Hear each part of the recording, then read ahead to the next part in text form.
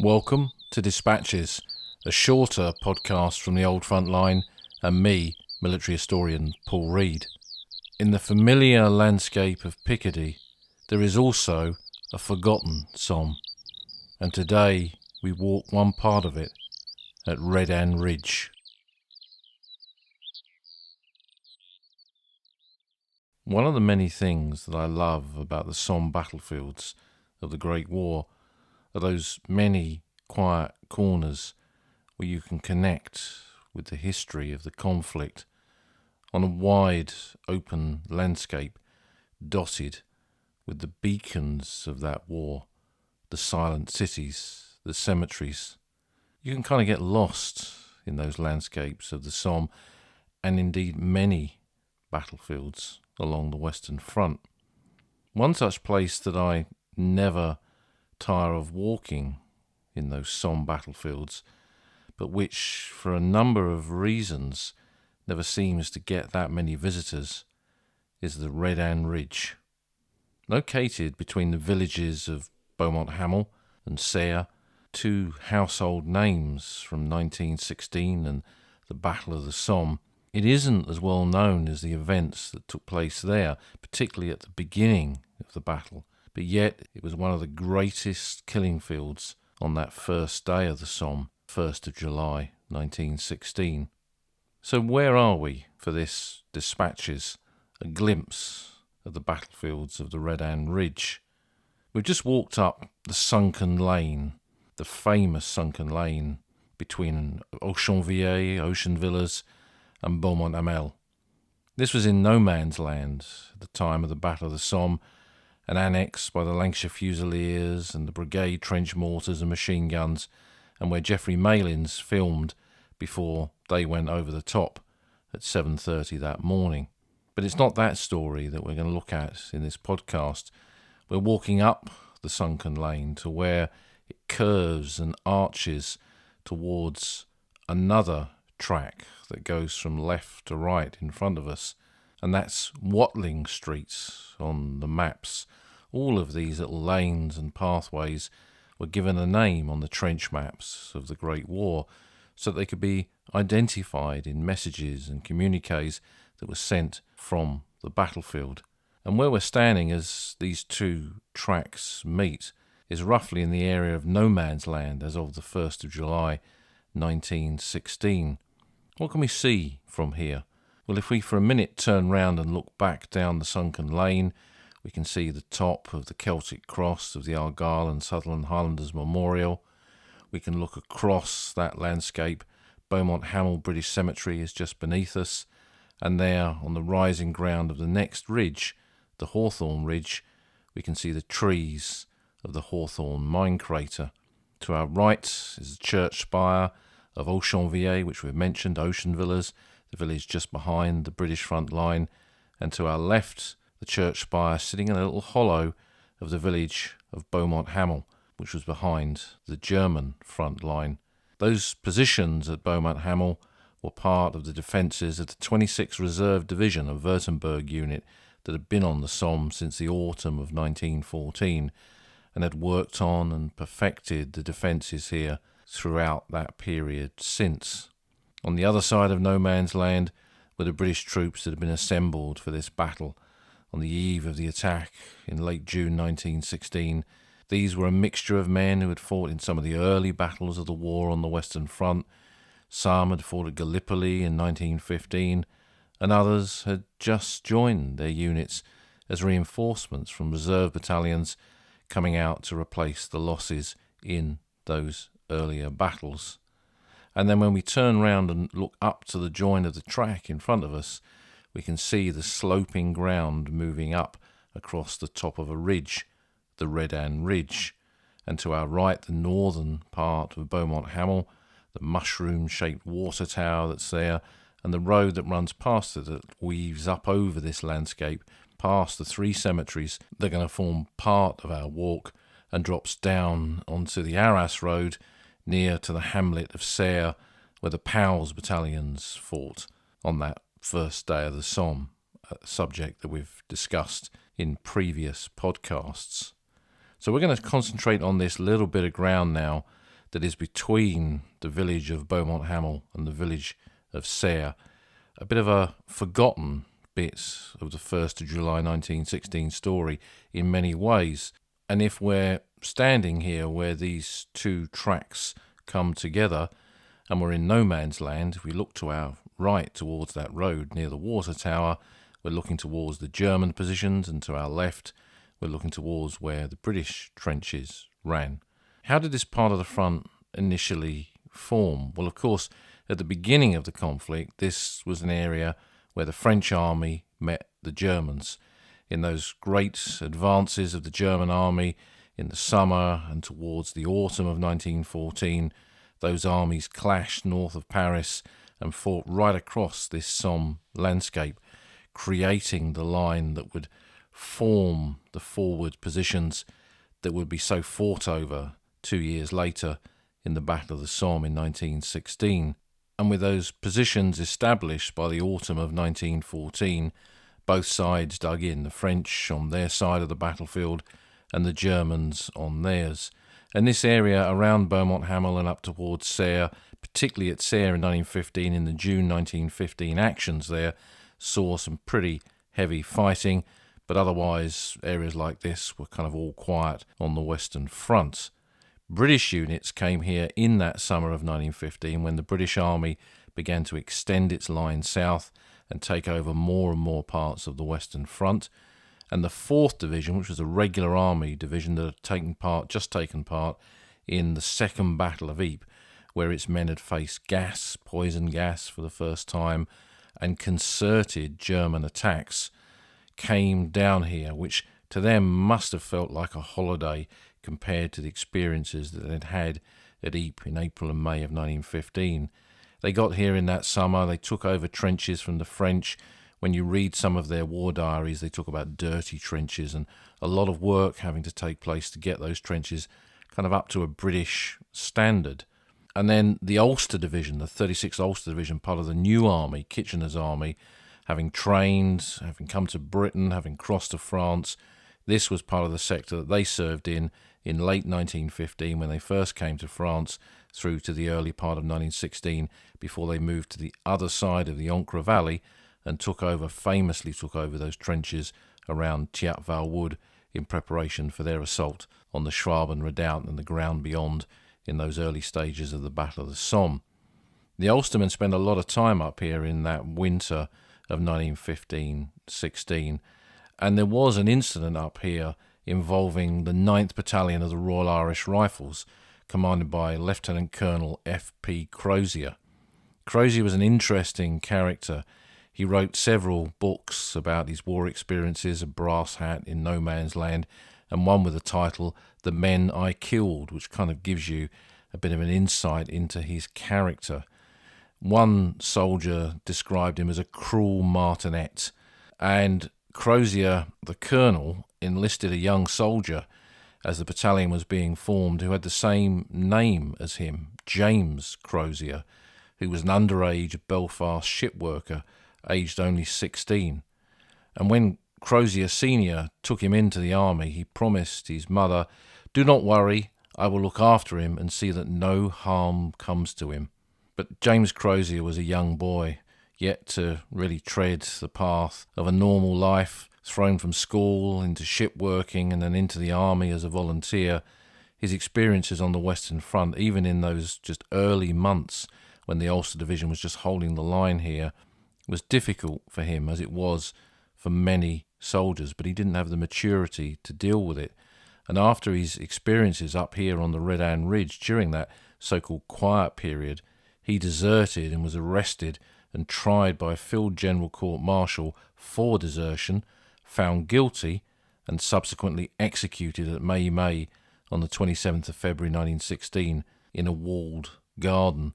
The place where he was shot is still there. It's a kind of a chateau building with a high wall around it and a part of a sunken lane, and Colonel Croia had the men line up in that lane. They couldn't see the execution, but they could hear it, which possibly made that experience a lot worse for the men who were present. We've spoken about Shot at Dawn before, but this is not one of the cases that is clear cut, and Croia, Colonel Croia, having promised that boy's mother he'd look after her, was the one who really sealed his fate. And Croia later stated, "When it fell to my lot to recommend the carrying out or remitting of the death sentence, I invariably recommended the carrying out of the extreme penalty, because I expected to be shot myself if I ran away." Now, the story probably deserves its own podcast, and there's a lot of material out there about James Croia.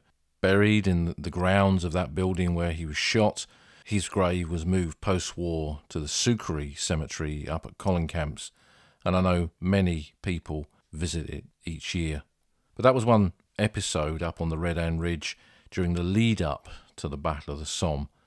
On the 1st of July 1916, this was an area where those units of the 4th Division, who had initially taken over this sector, moved around a bit, the Ulster Division had relieved them, then they'd come back to this sector for it to be theirs in the preparation for the big push that was coming. They found themselves kind of sandwiched between the 29th Division to the south, who had fought at Gallipoli in 1915, and the 31st Division, the Powell's Division, with men from Barnsley and Bradford and Leeds and Sheffield and so many other places besides, who had been on the Suez Canal and were now here on the Western Front. They've kind of found themselves sandwiched between those. And the division was a very different division to the unit that had gone to war in August 1914. This was a regular army division, but there were very few regular soldiers left in the ranks of the units within it. It had seen systematic change during that period with the arrival of reservists and then war volunteers to replace the losses, particularly after the Second Battle of Ypres in 1915. And gradually during that period, when it arrived on the Somme up to the attack here on the 1st of July, its battalions had been built back up to some kind of strength. When we look at the story of what happened here on the Redan Ridge on the 1st of July, we look at the sources that are there, the unit histories, the official history, war diaries, and it tells us that actually the bombardment here had done its job. The wire was cut, the German frontline trenches were damaged by the bombardment, smashed up in quite a few places. But, and it's a big but, the support line and the dugouts beneath that support line were largely untouched by the shelling. So the German garrison who was here from the Reserve Infantry Regiment number 121, who were a Württemberg unit, part of that 26th Reserve Division, recruited the unit in Stuttgart, were pretty much intact, sheltering down in those deep dugouts from the trommel fire, the drum fire that the British had lain down on their positions, but they'd not suffered significant casualties.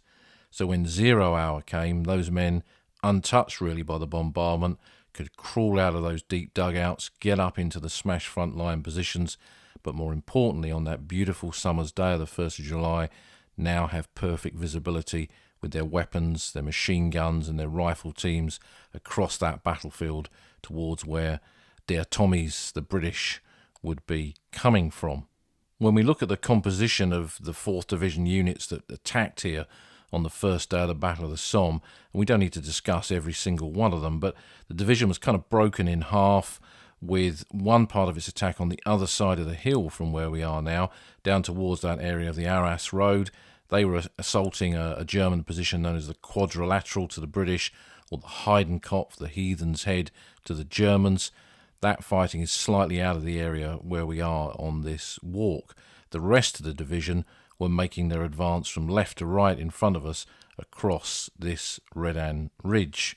As 0 hour approached, the German machine guns were already laying down heavy fire into no man's land, which again kind of emphasises just how many survivors there'd been from the bombardment. The physical damage to the trenches was one thing, but if the garrison survived, then the outcome of some of these battles really under these circumstances was going to be pretty much guaranteed. And they had then signalled back those survivors to their gun batteries into pre-registered areas where artillery fire could be brought down to defend their positions, so shells were dropping into no man's land too in expectation of a British assault, and also into the forward British positions, causing casualties to the men assembling to go up the ladders and go out into no man's land. And what it created in the area immediately in front of the British forward positions was what one account called a wilderness of shell holes, which of course immediately created an obstacle that these men had to cross that was not part of their expected plan. In this area, the 1st Battalion, the East Lancashire Regiment, and the 1st Rifle Brigade walked out of their trenches into no man's land, into this wall of fire from the machine guns firing from different directions, enfilading them, firing into the sides of the attack, causing maximum damage from the machine gun fire, and then shells dropping into no man's land and the area of the assault, with Minenwerfers, trench mortars dropping in there too, causing merry hell amongst those assault battalions. And one quote says, "The machine guns not only shot down the leading battalions, but slaughtered the supporting ones and prevented reinforcements and supplies from crossing no man's land." So very quickly here, the Reserve Infantry Regiment number 121 are able to lay down defensive fire and pretty much knock this British assault for 6 as it tries to cross the battlefield. But the wire in front of the German trenches was cut. Here the shrapnel had done its job, it cut the wire, and here and there small parties of men survived the machine gun fire, survived the shell fire, and got into the German trenches. Some of them even reaching the support lines, working their way up through communication trenches into the next German position, following the orders they've been given to push on, keep pushing on. But those men were cut off, surrounded, killed, or taken prisoner of war. Very few, if any, of those ever returned. The follow-up waves that were coming up behind them then got pinned down in shell holes in no man's land because of all this fire. And the losses amongst all of the units that went forward here were very heavy, particularly amongst officers. These were regular units. Often they kind of followed the tradition of the colonel, the battalion commander being out in front with the adjutant and the second in command and the company commanders in front of their companies, as was very common on the 1st of July. And so you see the whole command structure of some of these units break down very quickly when they become some of the very first casualties. So in several battalions they lost their commanding officer, and on the other side of the hill, the brigade advancing there lost their brigadier, Brigadier General Bertie Prowse, who had come up from a company commander to a battalion commander to now a brigade commander since the beginning of the war, and was mortally wounded here on the 1st of July, dying of his wounds that evening, becoming the most senior British officer to become a casualty on the first day of the Battle of the Somme. So it wasn't just ordinary Tommies who became casualties that day. One party of men, largely from the 2nd Battalion, the Essex Regiment, who was in one of the follow-up attacks, broke through the trench system in this area of the Redan Ridge to ground south of the village of Serre. Again, they kind of followed through their orders to push on, irrespective of what was happening around them. No other battalion, no other men in any significant numbers from any other unit had got that far, but these lads of the 2nd Essex managed to do that, and of course they found themselves completely cut off there, with no friendly forces close by, the enemy to the north in Serre village, the enemy to the east towards Puisieux, to the south at Beaumont Hamel, and now also behind them.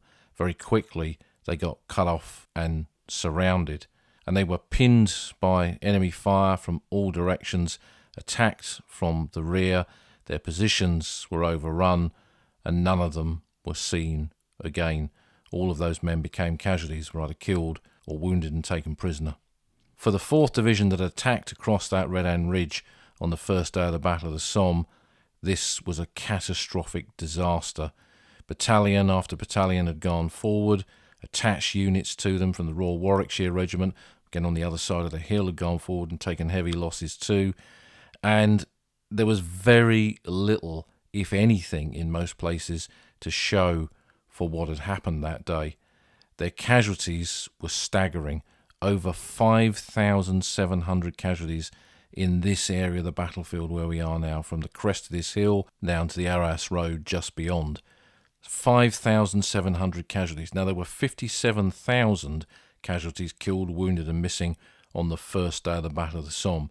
So this area where we are now, 10% of those casualties were suffered here. So in that kind of buffer zone between two more famous attacks, this was just as deadly a battlefield on the 1st of July 1916. It meant that this gentle rise that we see before us today and these open fields with the skylarks above were absolute killing fields more than a century ago. And one of the veterans that I interviewed back in the 1980s, who I've mentioned on this podcast quite a few times, was George Butler. He was a teenage Tommy who had joined the regular army in the Edwardian period, aged just 12, had gone up through the ranks, become a boy soldier and then a private soldier, and was an expert machine gunner when the war broke out, and went overseas eventually in early 1915 to join his battalion of Lancashire Fusiliers, served with them at Ypres, and when the Machine Gun Corps was formed, he became one of its first volunteers, and he served here with the Brigade Machine Gun Company in the assault across this part of the ridge where we're standing now.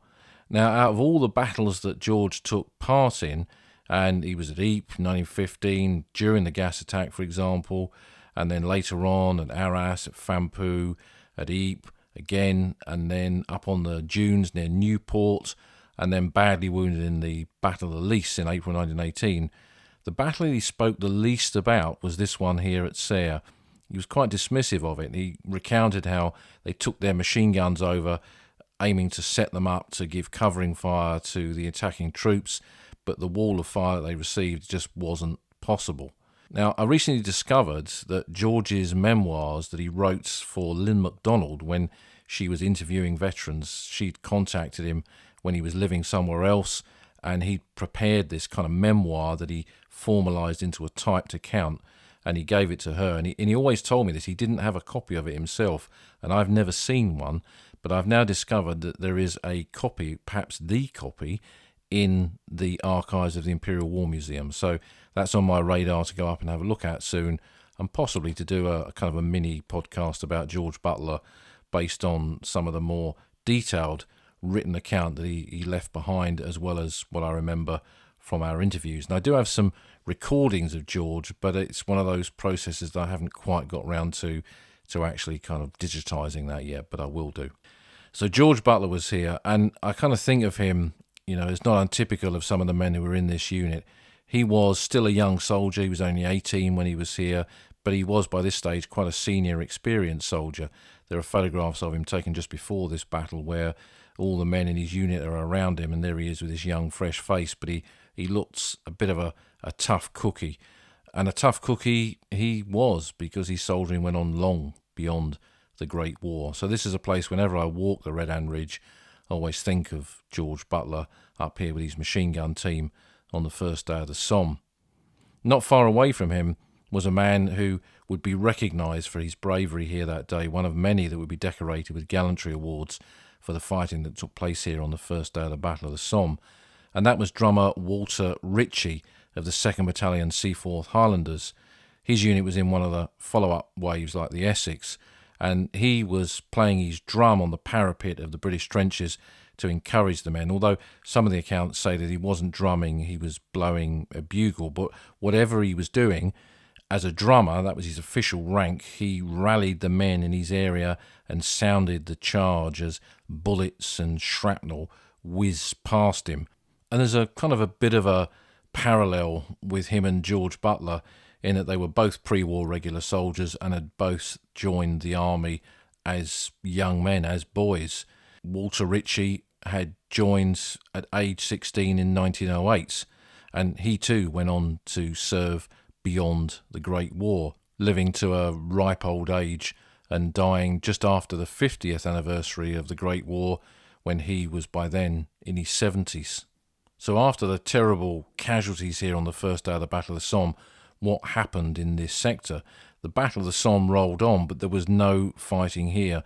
This became one part of the Somme front where things remained static again until later on in the battle. And unit after unit passed through here during that July, August, September and October period.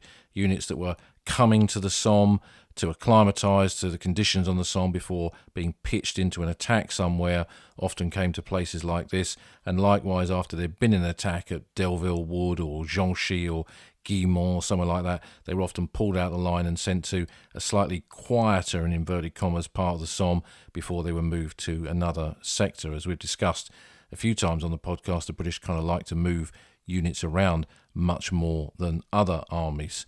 So the fighting here didn't really return until the end of the Battle of the Somme, with what was called the Battle of the Ancre, which began on the 13th of November 1916.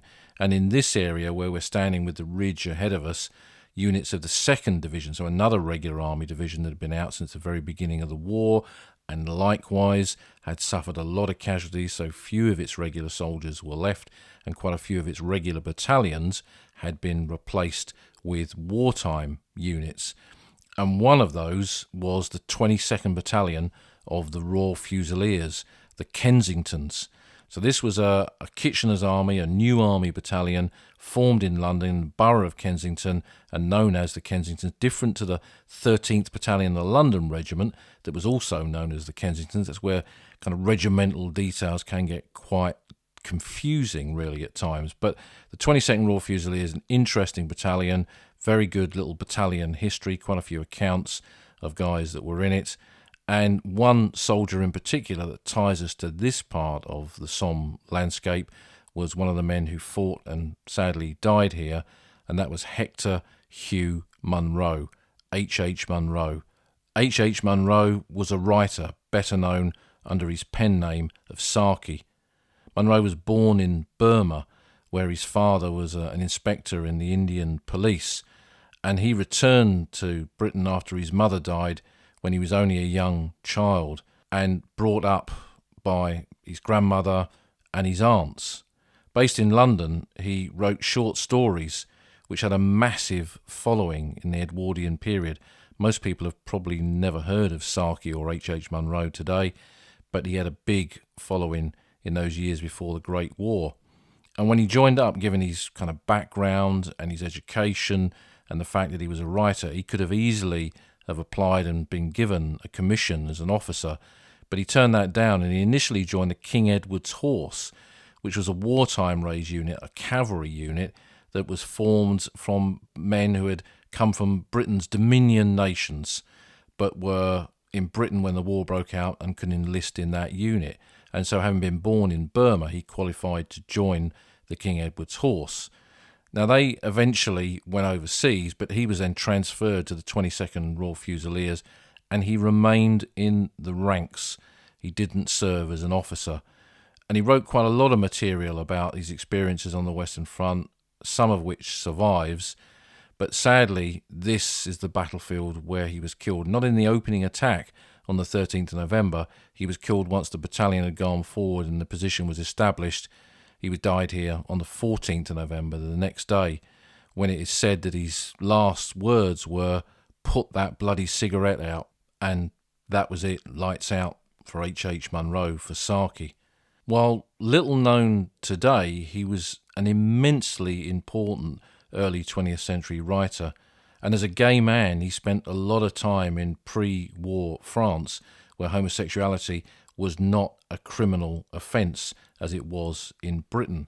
So as we can see, Monroe was a fascinating and absorbing character. He wrote quite a lot about birds on the Western Front, which of course is one thing that draws me to his writing, and we've covered birds on the Western Front in a previous podcast, and I often speak about them. But to give you some idea of the kind of writing that he left behind, this is an excerpt from one of his accounts of talking about owls on the battlefield and how they were thriving. Considering the enormous economic dislocation which the war operations have caused in the regions where the campaign is raging, there seems to be very little corresponding disturbance in the bird life of the same districts. Rats and mice have mobilised and swarmed into the fighting line, and there has been a partial mobilisation of owls, particularly barn owls, following in the wake of the mice and making laudable efforts to thin out their numbers. What success attends their hunting one cannot estimate. There are always sufficient mice left over to popularise one's dugout and make a parade ground and race course of one's face at night. In the matter of nesting accommodation, the barn owls are very well provided for.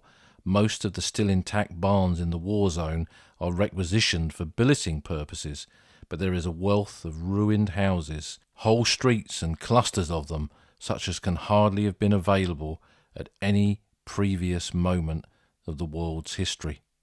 So from that, we kind of see Monroe testifying to what we spoke about in the podcast on Birds on the Western Front, how wildlife was thriving under those conditions, the curious conditions caused by the war itself.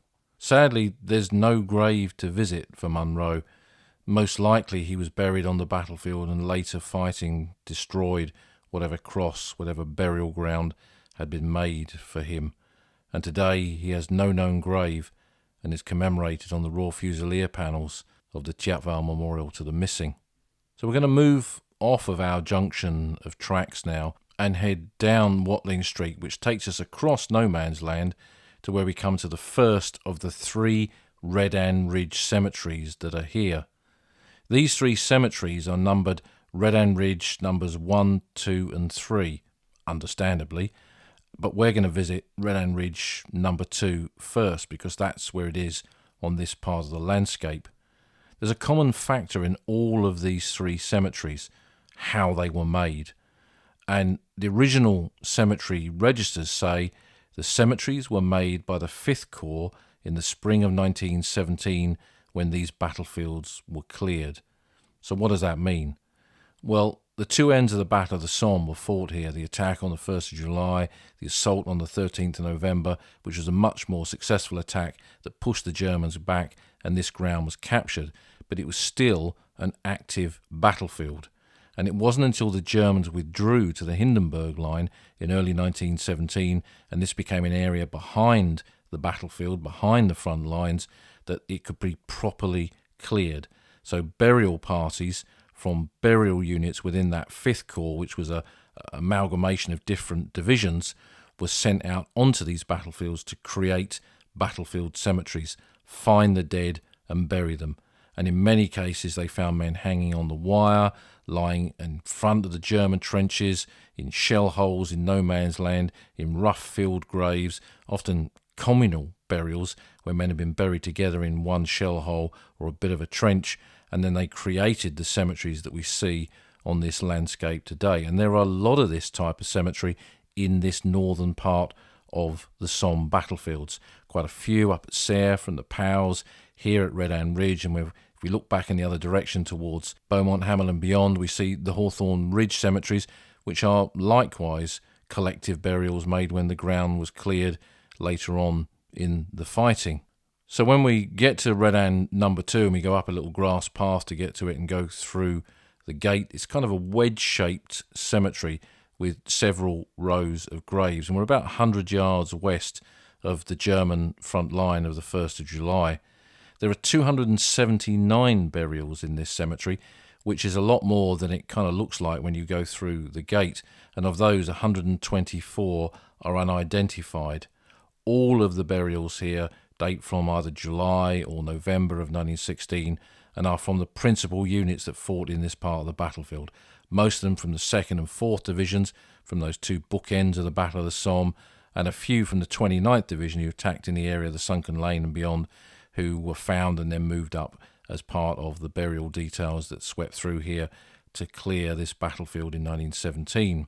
What do the headstones tell us, though, when we walk into a cemetery like this? Well, they're all close together, and in some cases there are more than one name on a headstone, which immediately tells us that we are looking at a collective, not quite a mass grave, but a collective grave of men buried when a battlefield has been cleared, remains have been out in the open for a very long time. We can kind of imagine what that has done, and then they're buried in these proper cemeteries, but in the confines of how they can be buried in these collective graves. So when we see this headstones close together, multiple names, we always know that we're looking at a kind of collective stroke mass burial, depending on the circumstances. And when we look at the cap badges of the units that we can see represented on the graves, we see a dominance of the Hampshire Regiment, the 1st Battalion, the Hampshire regiment fought here on the first day of the Battle of the Somme. And amongst the graves we find 3 drummers that nicely connects us to drummer Richie, who was awarded the Victoria Cross for his bravery in the fighting here. 1 drummer from the Hampshire regiment and 2 from the Lancashire Fusiliers. Not as famous as drummer Richie in his long military career and his VC, but nevertheless they kind of testify to the regular nature of the units that were here, because that rank of drummer is something that you see less and less as the war goes on. From Redan Ridge number 2 we return via the grass path to the track, and we walk up towards that mushroom-shaped water tower, and we reach a main road there that runs from Beaumont Hamel up towards Serre, and we turn left and walk up a little way. We can see the rising ground beyond us, and if we look across to our right we can see another collection of battlefield cemeteries out there from the next stage of the November 1916 fighting. Another walk for another day. But that brings us to a calvary by the side of the road, where the road continues up over the crest of the Redan Ridge and a track goes off to the left. And that calvary kind of focuses your eye on the next cemetery, which is Redan Ridge number 3, which is up the side of a bank of what is essentially a sunken lane here. This sits amongst the old German trenches held by the Reserve Infantry Regiment number 121 on the first day of the Somme, and taken in the November 1916 fighting. It's a smaller battlefield cemetery, and there are 67 graves here, 13 of which were destroyed by shell fire in the later fighting and are now marked by special memorials. So there are headstones to those men in there, but there is no burial underneath them. They're known to be buried in the confines of the cemetery, but the exact location of their grave is not known. And of the 67 burials, 34 of them, so pretty much half of them, are unidentified. Almost all of the dead in here are from the 2nd Division, so this is a slightly different kind of cemetery where it's dominated by the later fighting of November 1916. And from here on this kind of high bank, we can see right across towards where that final attack went in, northeast of Beaumont Hamel. And we can also see, as we look up towards Serre, we can see the ground where war poet Wilfred Owen was in his Somme experiences in early of 1917, but again, that is a story for another day. From Redan Ridge number 3, we return to the sunken lane and the track, and that takes us up right onto the crest of the Redan Ridge here, and to an area where for many, many years there were Redan Ridge mine craters. This was an area of mining activity as well, where the lines got very close and both sides went under the battlefields, the French and the Germans, and then later the British too. And when I first came to the Somme in the 80s and came up here, this was an area where those craters could be visibly seen. Many of them were water-filled craters on this high point, which I think surprised quite a lot of people. But gradually they got filled in by the farmers and they were used as a rubbish dump, and there's only a kind of slight dip in the ground now where the craters were once located.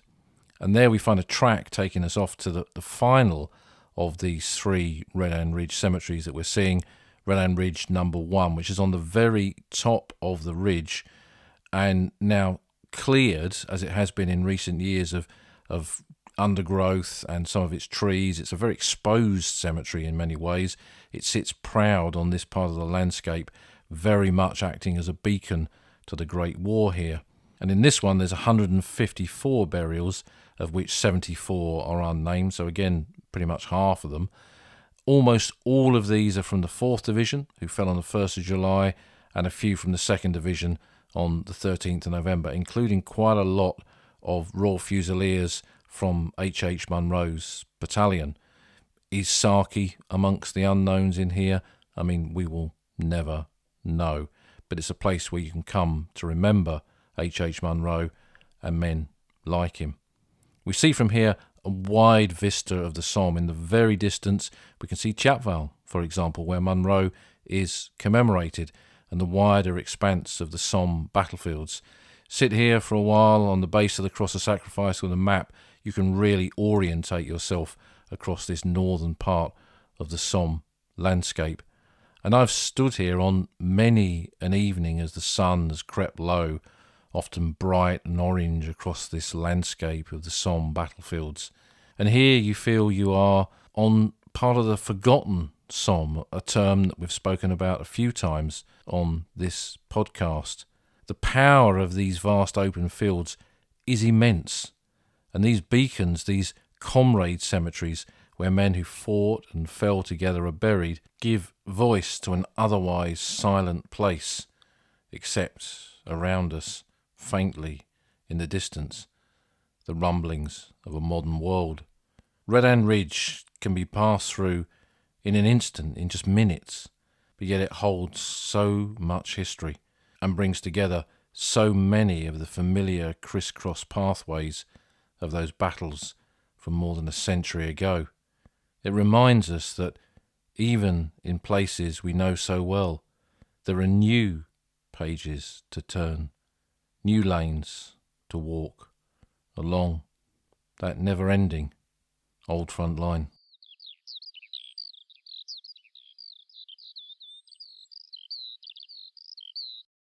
You've been listening to Dispatches, part of the Old Front Line podcast, with me, military historian Paul Reed.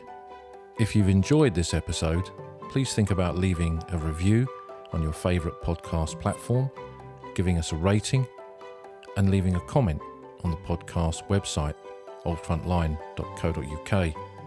You can follow us on Twitter, and if you want to support the podcast, you can find us on Patreon at patreon.com/oldfrontline, or buy me a coffee at buymeacoffee.com/oldfrontline. Thanks for listening, and see you again soon.